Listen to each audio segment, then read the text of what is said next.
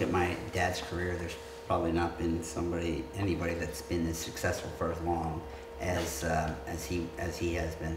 And but I can honestly say that he is as good a dad as you could ever ask for. It was very important that he was home at 5 o'clock for dinner, and we would all sit down to dinner and have a family dinner every single night. And he was very conscious of that, and that's something that he wasn't always easy, for sure, but he taught me lots of valuable lessons. And as I always say about whatever sport or whatever you're doing, at the end of the day, you're going to have 1,000 pictures, and that's what you're going to be left with. And the thing that my dad has is me and my sister, and that's what he's really proud of. It's almost sad when you hear people, the only thing they can talk about is some metal, which is a piece of material. And I know my dad, my mom, they're really proud of me and my sister.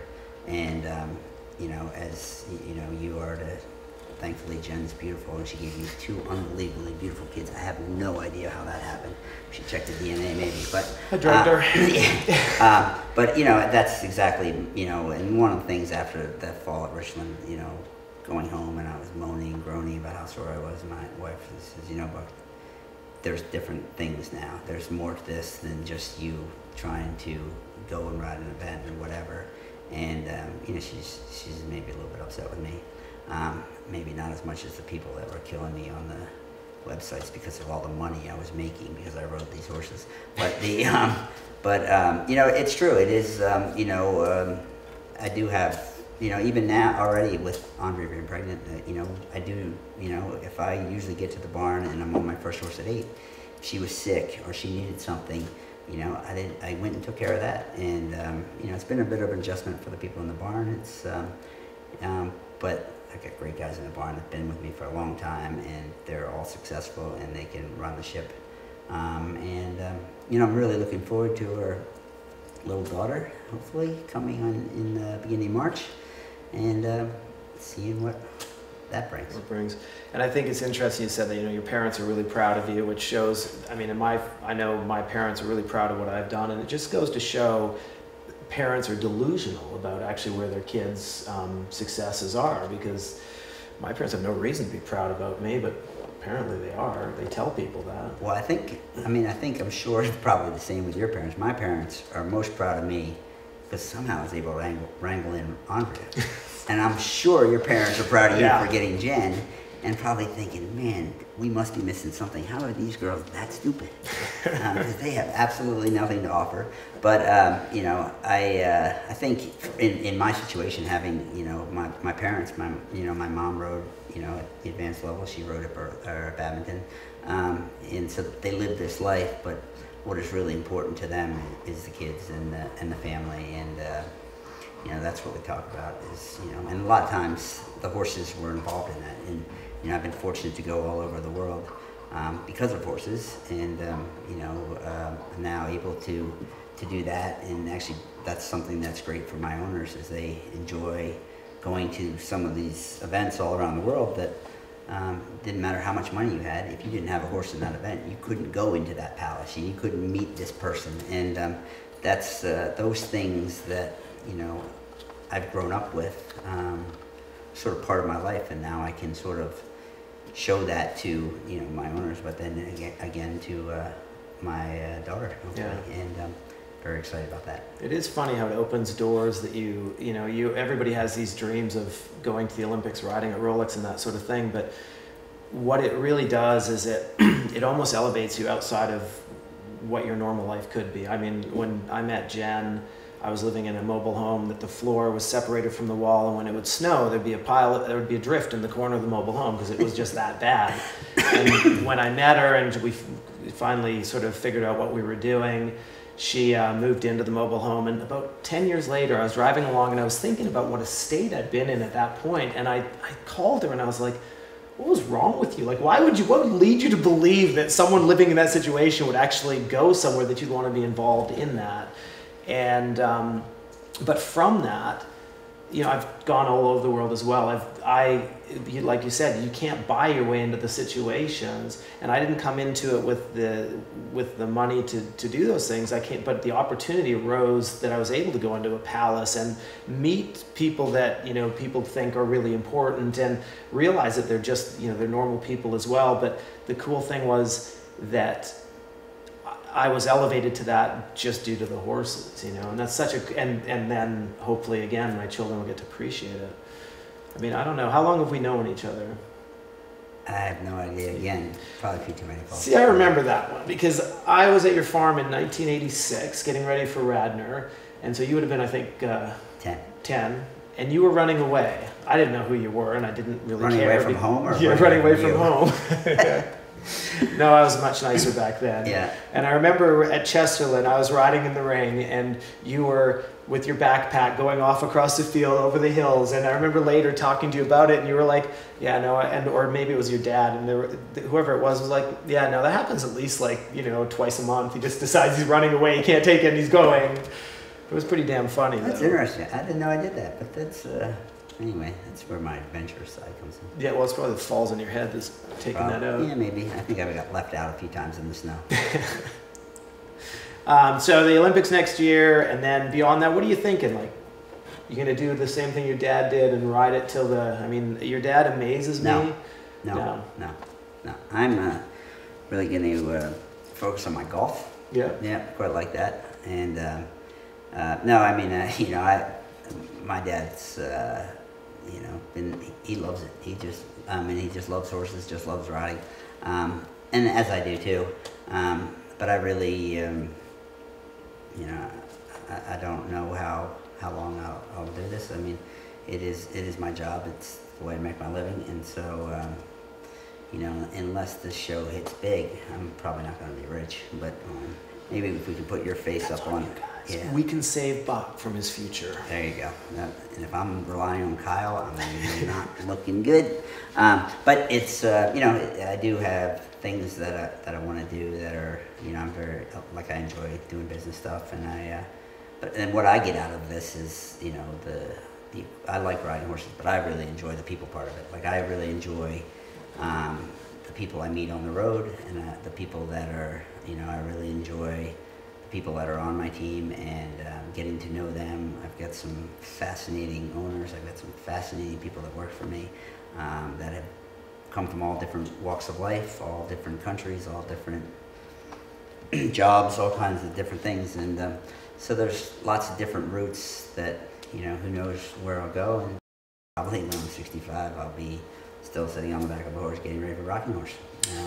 That's the real life of it. Groundhog Day. Yeah, exactly. Yeah, well, and I think that's as you progress down the road, you said it so eloquently earlier, making tons of money at Richland, riding those horses with the broken ribs, because it's all about the money. And that's the thing, is this sport is so.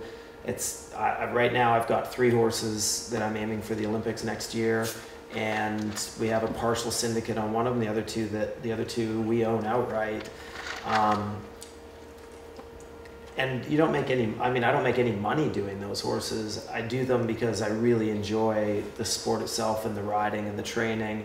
And that's just one more chance to sort of test the skills. But there does come a point where you have to look at it from the end of saying, how much longer do we pursue this? Because I've got, I always look at it in cycles of 4 years. So the next year is the Olympics, then it's 2 years to the World Championships. And knowing whether at that point I would like to continue riding those horses and training them and competing in that environment, or whether the smart thing to do, which it probably is a smart thing to do, is just to sell them and step into a different sphere of bringing on horses and just retailing them out, which we do sell horses. But it's been a hard decision for me in the last sort of 4 or 5 years. Multiple times I've come to that thought process of, maybe you should just take it down a notch, and because basically I'm spending my kids' inheritance.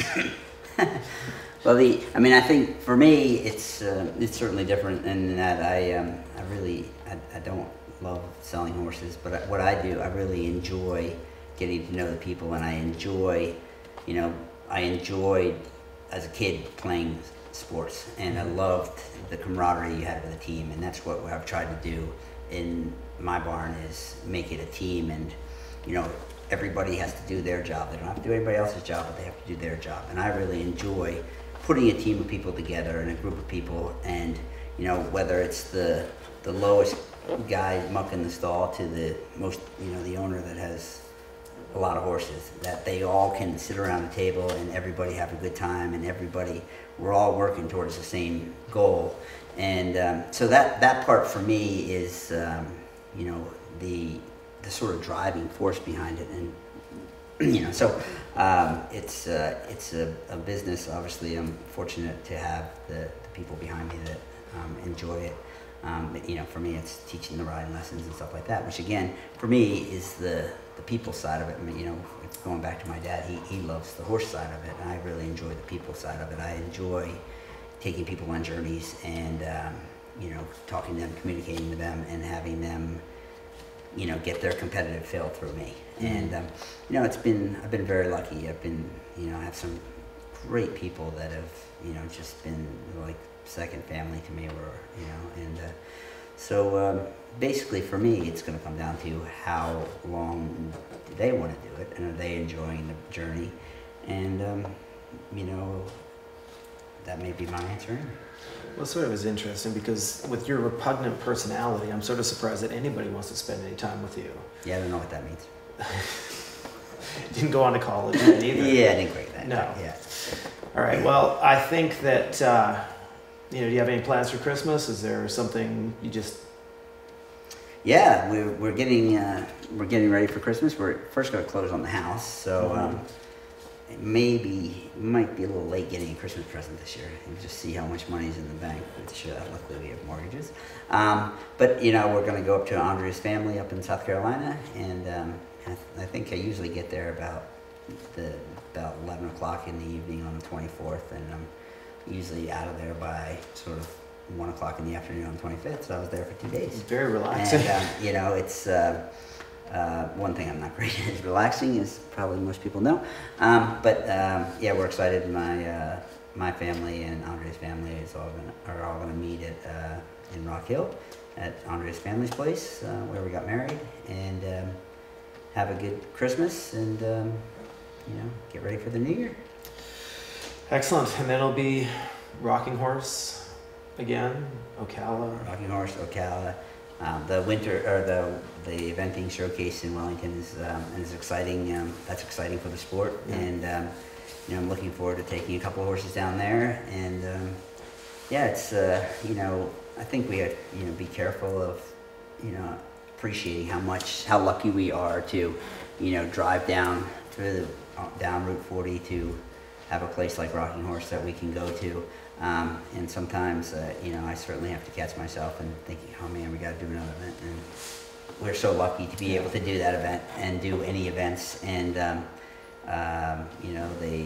we all wake up at, 3, 4 o'clock in the morning, and we get home and go to bed at midnight, and we do it all again the next day. But as he says, it's, when people come to my place, I said, you guys have to understand, none of us are getting rich doing this. So we got to have a good time, and we're going to have a better time if we win. The way we're going to win is we got to work harder, and so if we all work hard, we're going to have a good time. And then, it's quality of life rather than the amount of money. But we are certainly fortunate to be able to do what we do, and have friends like yourself, and actually I should say friend, because I don't think there's anybody else out there.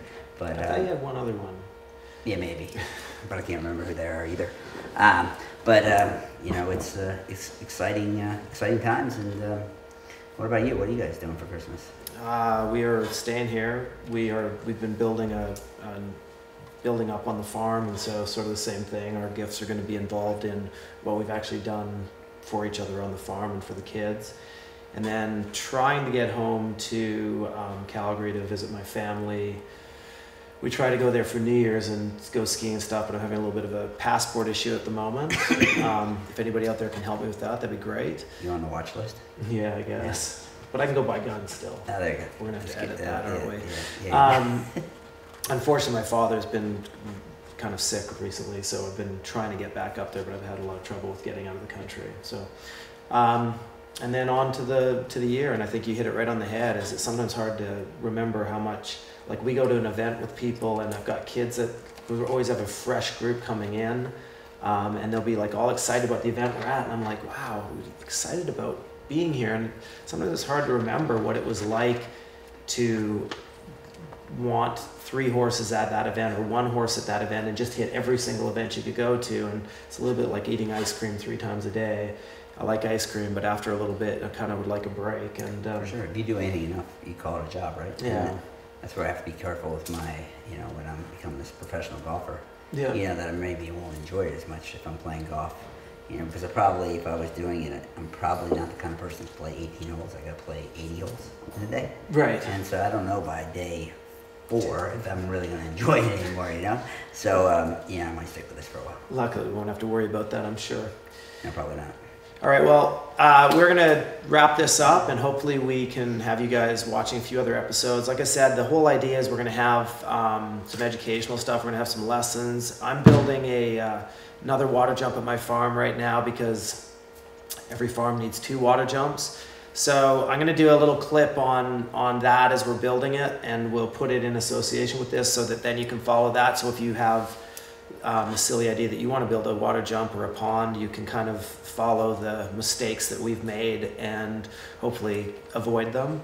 And with that water jump, we're creating a conditioning system for the horses in it, and I think it's going to be interesting to see how that all plays out when the theories come to practice, basically.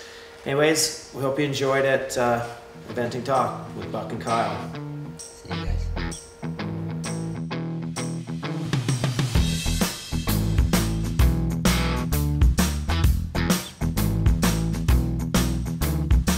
OcalaBread.com. Coming to you from the studios at OcalaBread.com in Ocala, Florida, and we appreciate them letting us use their studio to record this show for you, and hopefully it brings in lots of interest, and we can then add more people to help us out to bring you this great show.